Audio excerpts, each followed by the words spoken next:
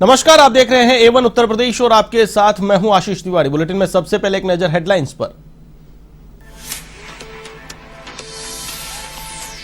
UP में 5वें चरण का घमासान संपन्न, 61 सीटों पर हुई वोटिंग। डिप्टी सीएम समेत कई दिग्गजों की प्रतिष्ठा ईवीएम में कैद। मतदाताओं में दिखा उत्साह, कई जगहों पर फायरिंग और पथराव की खबरें।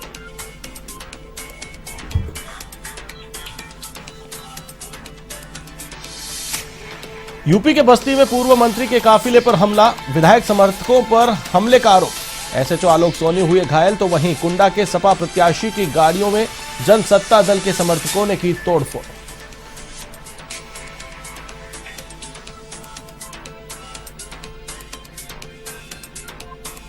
ऑपरेशन गंगा के तहत यूक्रेन में फंसे स्टूडेंट्स की वतन वापसी जारी। 250 स्टूडेंट्स को लेकर दिल्ली पहुंची फ्लाइट। केंद्रीय मंत्री ज्योतिरादित्य सिंधिया ने की अगवानी, कहा सरकार आपके साथ।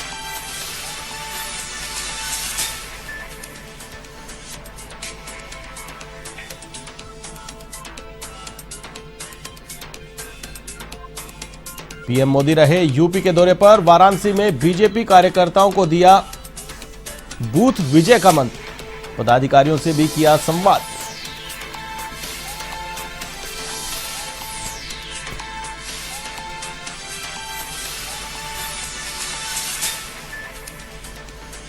बुलंदशहर में दंपति को गोली मारने से दहशत, घटना में पत्नी की मौत तो वहीं पति हुआ घायल।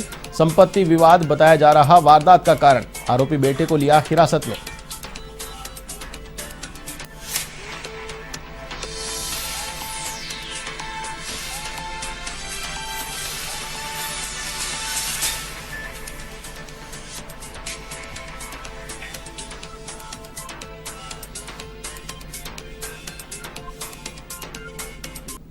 यूक्रेन में युद्ध के हालात से दुनिया भर में चिंता का माहौल है, तो वहीं भारत के अलग अलग हिस्सों के कई छात्र यूक्रेन में फंसे हुए हैं। इसी कड़ी में कानपुर देहात जिले की छात्रा भी यूक्रेन में फंसी हुई है। इससे छात्रा के परिजन उसके सुरक्षा को लेकर चिंतित हैं। छात्रा के परिजनों ने प्रधानमंत्री नरेंद्र मोदी से छात्रा की वापसी के लिए गुहार लगाई है।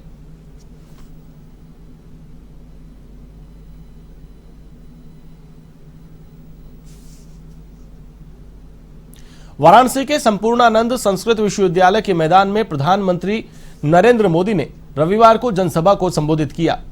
उन्होंने कहा कि साथियों, सबसे पहले संगठन के प्रमुखों का धन्यवाद करता हूं। मैं समझता हूं कि यह बहुत बड़ा संदेश है। जिस पार्टी के पास आप जैसे कर्मठ कार्यकर्ताओं की ताकत हो, उसकी जीत सुनिश्चित ही है। मोदी ने कहा कि मुझ जैसे कार्यकर्ता को पार्टी ने बनारस भेजा, बनारस मुझे मिल गया और मैं बनारस का ही होकर रह गया। महादेव और मां गंगा के चरणों में बैठने के साथ काशी की सेवा का पुण्य लाभ भी पार्टी ने दिया है।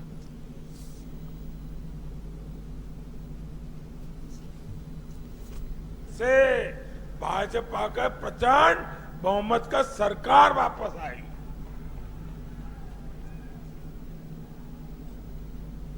साथियों, सबसे पहले तो मैं हमारे संगठन के सभी प्रमुखों का धन्यवाद करता हूं।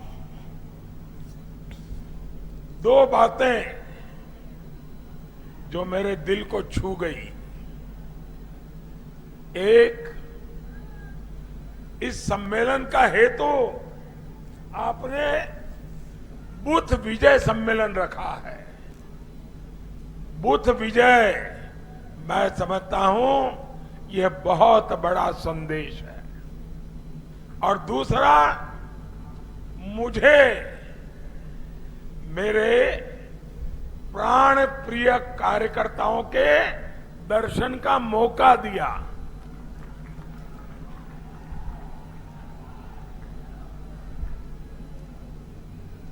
आप सबके पास आकर के, आपके दर्शन पाकर के मैं अपने जीवन को धन्य अनुभव करता हूं।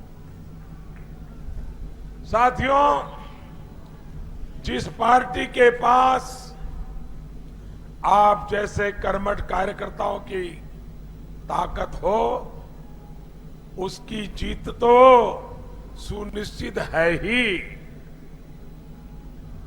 बूथ विजय सम्मेलन में आपका ये जोश, और आत्मविश्वास दिखता है कि हम हर बूथ भी जीतेंगे। इस पर पूरे क्षेत्र में फुल स्कोर भी करेंगे।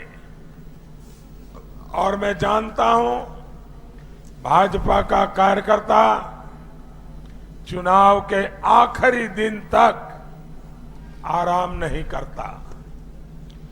पार्टी जो भूमिका देती है आप उसमें जी जान लगा देते हैं। भाइयों बहनों, मेरा इतने सालों का अनुभव है कि पार्टी का आदेश वैसे तो समाज और देश के हितों की दृष्टि से होता है, लेकिन उससे हमें बहुत कुछ पाने को, सीखने को मिलता है। अब आप मुझे देखिए, मुझ जैसे कार्यकर्ता को पार्टी ने बनारस भेजा और मुझे बनारस मिल गया। मैं बनारस का ही होकर रह गया। यूपी के बहराइच में बेसिक शिक्षा मंत्री और बीजेपी प्रत्याशी अनुपमा जायसवाल ने अपने मताधिकार का प्रयोग किया। इस दौरान उन्होंने सदर 286 में वोटिंग की। वहीं बीजेपी सरकार में सहकारिता मंत्री रहे मुकुट बिहारी वर्मा ने भी राजकीय बालिका इंटर कॉलेज में मतदान किया।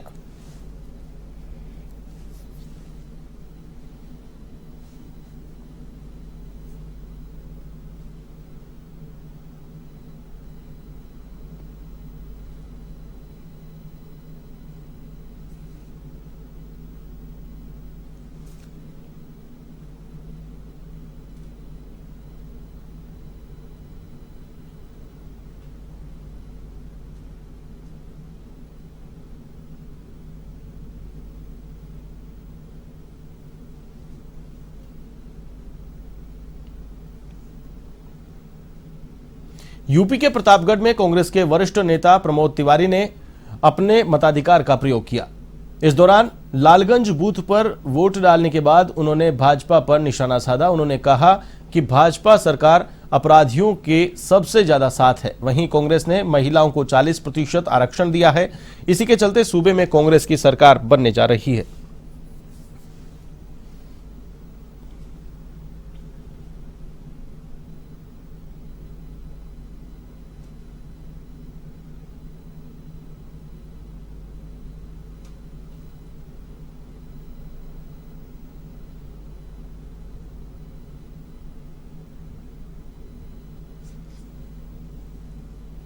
यूपी के सुल्तानपुर में पूर्व मंत्री और भाजपा प्रत्याशी विनोद सिंह ने मतदान के बाद कहा कि साइकिल पर गुंडे माफिया बैठकर घूमते रहे और सार्वजनिक क्षेत्र की जमीन पर कब्जा करते रहे।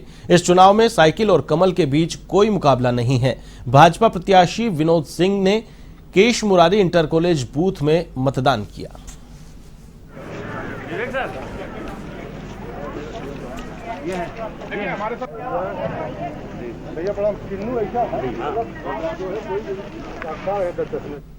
जनपद बहराइच में लोकतंत्र के महापर्व के दौरान मतदान हुआ। महिला डिग्री कॉलेज में बने पिंक बूथ पर जिला निर्वाचन अधिकारी दिनेश चंद्र ने मतदान किया।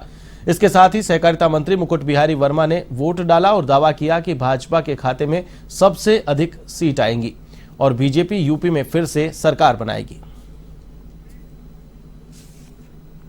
यूपी के प्रयागराज में बीजेपी प्रत्याशी हर्षवर्धन वाजपेयी ने भी अपना वोट डाला। ज्वालादेवी स्कूल में सिद्धार्थ नाथ सिंह ने भी वोटिंग की। वहीं मतदान को लेकर सुरक्षा व्यवस्था के पुख्ता प्रबंध किए गए।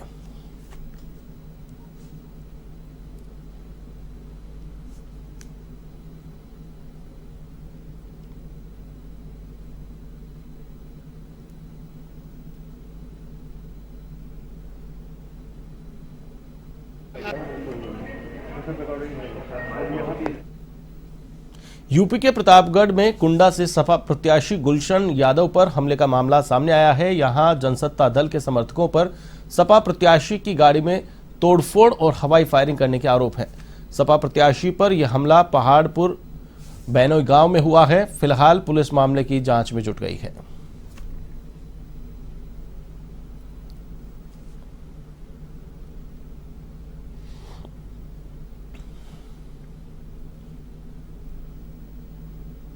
यूपी के बस्ती में पूर्व मंत्री राजकिशोर सिंह के काफिले पर विधायक समर्थकों ने हमला कर दिया।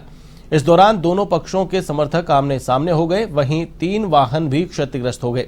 साथ ही परशुरामपुर एसएचओ आलोक सोनी भी घायल हो गए। हमले से आक्रोशित बसपा समर्थकों ने विधायक समर्थकों के वाहनों में तोड़फोड़ कर दी। घटना के बाद परशुरामपुर ब्लॉक छावनी में तब्दील कर दिया गया।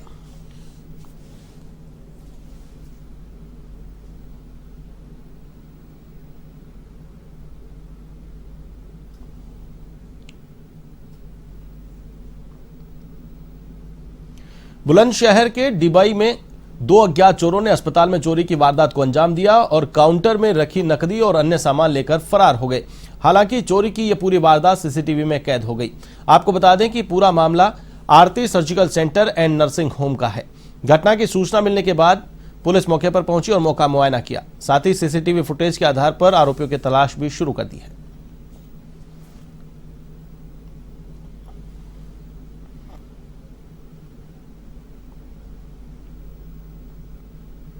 लखीमपुर खीरी के गोला कोतवाली क्षेत्र के बजाज चीनी मिल के पास जंगल में एक युवक का शव पेड़ से लटका हुआ मिला है, जिससे इलाके में सनसनी फैल गई। सूचना मिलने पर पुलिस घटनास्थल पर पहुंची। फिलहाल पुलिस पूरे मामले की गहनता से पड़ताल में जुट गई है।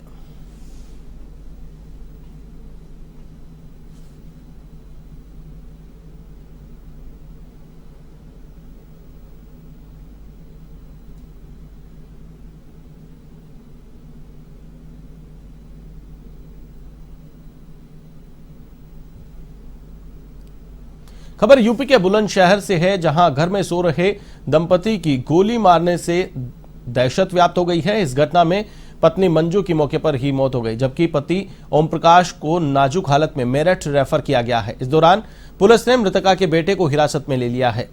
पूरा मामला संपत्ति से जुड़े विवाद का बताया जा रहा है। फिलहाल पुलिस मामले की जांच में जुट गई है।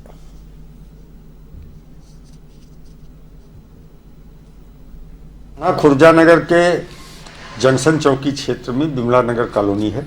वहाँ पे एक 55 वर्षीय महिला मंजू देवी की संदिग्ध परिस्थितियों में गोली लगने से मृत्यु हुई है। उनके पति के सिर में भी गोली लगी है पीछे की तरफ, जिनकी स्थिति सामान्य बताई जा रही है, मेरठ में इलाजरत हैं।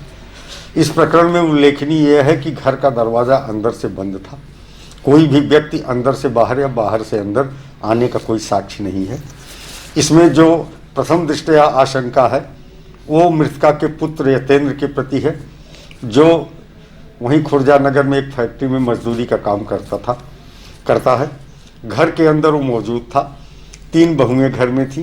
2 बेटे कांवड़ लेके बाहर गए हुए हैं। एक तीसरा बेटा गाजियाबाद में एक फैक्ट्री में नौकरी करता है।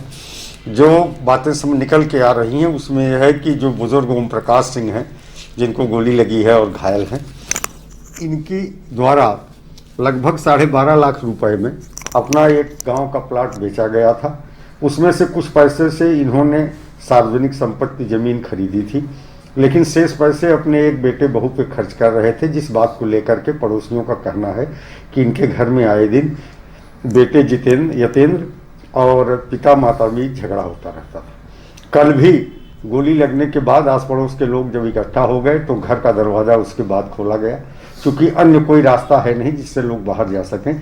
तो प्रथम दृष्टया रहते हैं। खबर यूपी के बिजनौर से है, जहां हरिद्वार से लौट रहा एक शिव भक्त कार की चपेट में आ गया। इस हादसे में शिव भक्त की दर्दनाक मौत हो गई। वहीं घटना के बाद आक्रोशित शिव भक्तों ने सड़क पर जाम लगा दिया। हादसे की सूचना पाकर पहुंची पुलिस ने कड़ी समझाइश के बाद जाम खुलवाया। साथ ही पुलिस ने कार चालक को हिरासत में ले लिया है। फिलहाल पुलिस मामले की जांच पड़ताल में जुट गई है।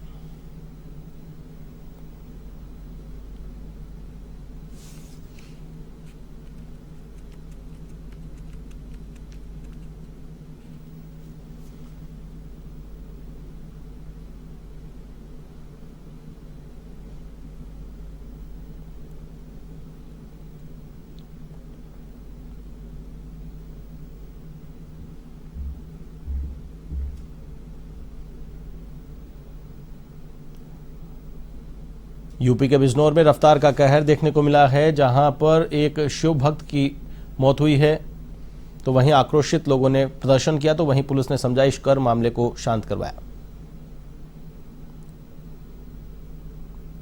उत्तर प्रदेश विधानसभा चुनाव अब निर्णायक मोड़ की तरफ बढ़ चुका है।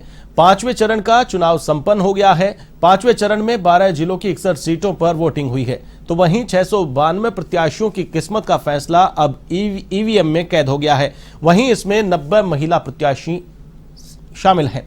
इस फेज में डिप्टी सीएम केशव प्रसाद मौर्य समेत 6 मंत्रियों की प्रतिष्ठा भी दांव पर है।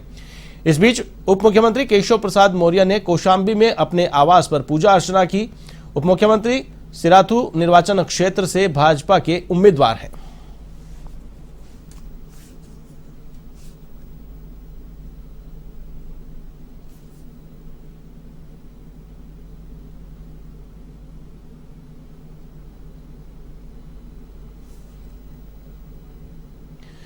इस खबर पर अधिक अपडेट के लिए मेरे साथ फोनलाइन पर मौजूद है हमारे संवाददाता दीपक पांडे, लखनऊ से जुड़े हैं। दीपक, 5वें चरण की वोटिंग संपन्न हुई है, किस प्रकार की खबरें, क्या शांतिपूर्ण तरीके से सभी जगह मतदान संपन्न हुआ है? 5वें चरण का चुनाव संपन्न हुआ। बात की जाए लॉ एंड ऑर्डर की, तो लॉ एंड ऑर्डर कहीं ना कहीं थोड़ा बहुत बिगड़ते हुए दिखा। कई जिलों में छिटपुट हिंसाएं भी होती रही। बात की जाए प्रतापगढ़ की, तो वहां पर 2 प्रत्याशी बड़े हॉट सीट की मानी जाती है, प्रतापगढ़ कुंडा की, तो वहां पर राजा भैया खुद निर्दलीय प्रत्याशी चुनाव लड़ रहे हैं, तो उनके विपक्ष में सपा से गुलशन यादव चुनाव मैदान में थे। तो दोपहर में करीब खबरें आई थी कि गुलशन यादव पर राजा भैया के समर्थकों ने हमला किया था, लेकिन बात की जाए तो राजा भैया खुलकर सामने नहीं आए। और बात करें तो सपा का जो डेलीगेशन है वो भी मिलने गया था चुनाव आयोग से। और बात करें उत्तर प्रदेश के और चेहरों की, तो कौशाम्बी से उत्तर प्रदेश के उप मुख्यमंत्री स्वयं केशव प्रसाद मौर्य भी मैदान में। तो वही बात करें उनके विपक्ष में, तो कमेरा दल से पल्लवी पटेल है, जो पटेल समाज की बड़ी नेता है और समाजवादी पार्टी के साथ गठबंधन है, तो वो भी मैदान में कड़ी टक्कर देखने को मिल रही है। और बात करते चले तो जिस तरह से अभी लगभग 5 बजे तक 53.98% वोटिंग हुई, और 6 बजे के बाद जो अपडेट होता है अभी वो पूरा ताजा आंकड़ा आया नहीं है। तो 5 बजे तक जो 53.98% वोटिंग हुई। और बात करें प्रयागराज की, तो प्रयागराज में भी काफी लोगों ने वोट में हिस्सा लिया और बढ़ चढ़कर मतदान किया। प्रयागराज में 60% के ऊपर मतदान हुआ है। जी बिल्कुल, चलिए तमाम जानकारी के लिए बहुत बहुत शुक्रिया। तो ये थे हमारे लखनऊ संवाददाता दीपक पांडे, जिन्होंने बताया कि 5वें चरण की वोटिंग संपन्न हुई है और बढ़ चढ़कर लोगों ने लोकतंत्र के इस महापर्व में हिस्सा लिया है।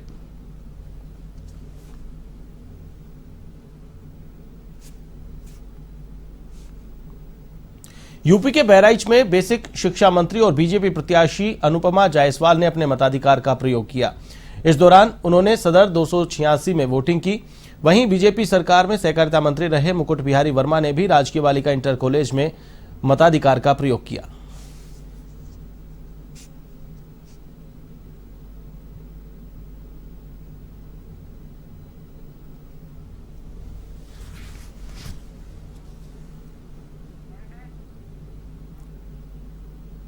एवन उत्तर प्रदेश में फिलहाल के लिए बस इतना ही। मुझे दीजिए इजाजत। देश और दुनिया की तमाम खबरों के लिए आप देखते रहिए A1 टीवी। नमस्कार।